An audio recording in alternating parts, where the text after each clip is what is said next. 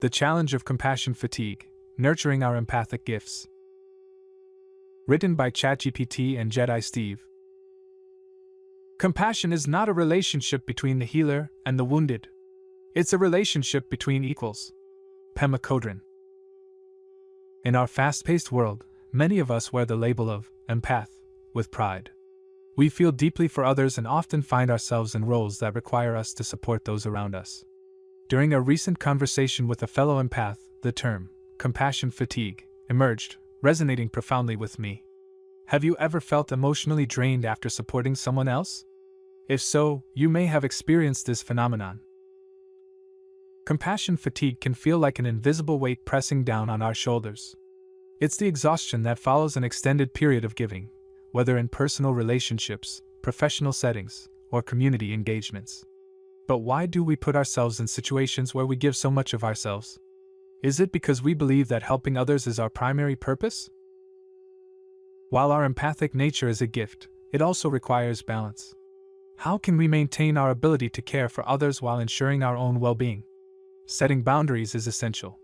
By establishing limits around our emotional energy, we can sustain our healing practices and professional endeavors. Have you ever considered the importance of self-care in your life? It's not just about taking a break. It's about creating a sustainable model that allows your gifts to flourish without depleting your spirit. When we prioritize our own healing, we enhance our capacity to be present for others. This leads us to an essential question: what practices can we implement to protect our emotional health? Here are some best practices to consider. 1. Establish clear boundaries. Determine what you can and cannot handle. Communicate these boundaries to others so they understand your limits.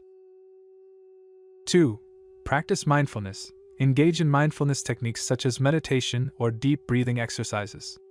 These practices can help ground you and create a space for reflection.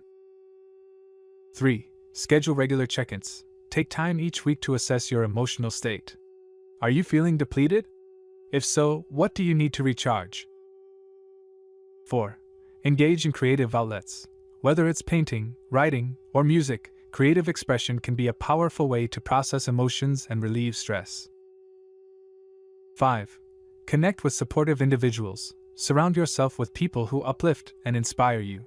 Share your experiences and lean on each other for support. 6. Set aside time for self-care. Dedicate time each day or week for self-care activities, whether that's a relaxing bath, a walk in nature, or reading a good book. 7. Limit exposure to negativity. Be mindful of your media consumption and the company you keep. Reducing exposure to negative influences can significantly improve your emotional well-being. 8.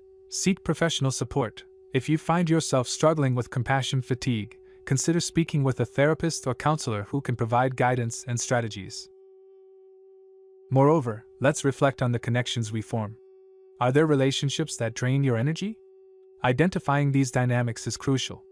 When we share our experiences and struggles with others, we create a safe space for healing.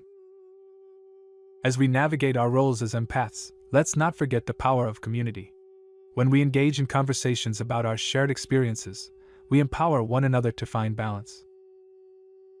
Have you reached out to fellow empaths lately? Engaging in conversations about our shared experiences can be empowering.